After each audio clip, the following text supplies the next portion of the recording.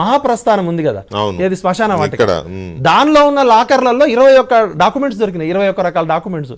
ఆ డాక్యుమెంట్స్ లో కేటీఆర్, ఫినిక్స్, వీళ్ళ మొత్తం కుటుంబం సంబంధించిన జుట్టు మొత్తం దొరికింది. అప్పుడు అమిత్ షా, మోడీ గారు డిసైడ్ చేసిరు ఏంటంటే, నాకు సెంట్రల్ గవర్నమెంట్లో పనిచేసే ఢిల్లీ మిత్రులు చెప్పింది ఇది ఆథెంటిక్, కావాలంటే ఎవరైనా చర్చకు వస్తే వాళ్ళని తీసుకొస్తా, ఎవరైతే నాకు చెప్పిర్రో. ఆఫ్ ద రికార్డ్ కదా, ఆన్ ద రికార్డే చెప్తున్నా.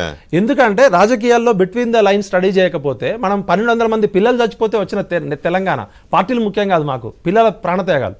ఏం చేసిర్రు, 600 కోట్ల రూపాయలు కుమారస్వామికి ఇస్తాను, ఫండింగ్ చేస్తా అన్నాడు. జగన్కి ఫండింగ్ ఇచ్చిండు అంతకుముందు. ఈయన భారతదేశంలో ఉన్న అన్ని సీట్లకి పెడతా అన్నాడు. రాజ్దీప్ సర్దేశాయ్ గారు ఒక ఇంటర్వ్యూలో చెప్పారు, కేసీఆర్ గారు నన్ను ప్రధానమంత్రో, ఉప ప్రధానో, రాష్ట్రపతితో చేస్తా అంటే బీజేపీ భారతదేశంలో ఉన్న అన్ని పార్టీలకి ఫండింగ్ చేసేంత సత్తా ఉందని రాజ్దీప్ సర్దేశాయ్ గారు చెప్పారు. మీకు గుర్తుందో లేదు? అంటే వీళ్ళ దగ్గర అంత డబ్బులు ఉన్నాయి. వీళ్ళు పోని రాష్ట్రం లేదు, దిగని ఫ్లైట్ లేదు, చార్టర్డ్ ఫ్లైట్లలో వచ్చేసారు. అక్కడ ఏమైందంటే, కుమారస్వామి గారికి ఈ ఫినిక్స్లో డాక్యుమెంట్స్ ఎప్పుడైతే దొరికినాయో, కుమారస్వామి గారికి 600 కోట్లు ఇస్తా అని చెప్పి ఆయన ఇక్కడికి పోయిండు, ఈయన అక్కడికి పోయిండు. అప్పుడు బీజేపీ వాళ్ళు తెలివిగా అమిత్ షా చేశారు. అప్పుడు ఏమైందంటే, తెలివిగా ఎట్లాగో ఈయన 600 కోట్లు అన్ని రాష్ట్రాల్లో పెడతా అంటున్నాడు కదా, కేసీఆర్కి భాష మీద పట్టుంది.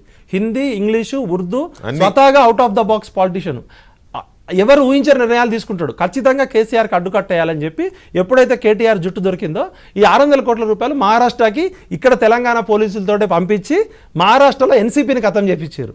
ఈయన మహారాష్ట్ర పోయి అక్కడ ఎంపీటీసీలకి, జెడ్పీటీసీలకి 5 లక్షలు, 25 లక్షలు కనపడ్డోళ్ళలో కొంటున్నారు. అక్కడ నుంచి స్టార్ట్ అయింది. ఎందుకంటే నేను చెప్పిన ఈ ఎలక్షన్స్ కి బండి సంజయ్ని తీసేయడానికి ఈ ఫినిక్స్ కేసు, బీజేపీతో నెక్సెస్ అనేది అక్కడ మొదలైంది. ఇప్పుడు నేను చెప్పిన కేసుల విషయంలో మొదలైంది మీరు చెప్పండి. సెకండ్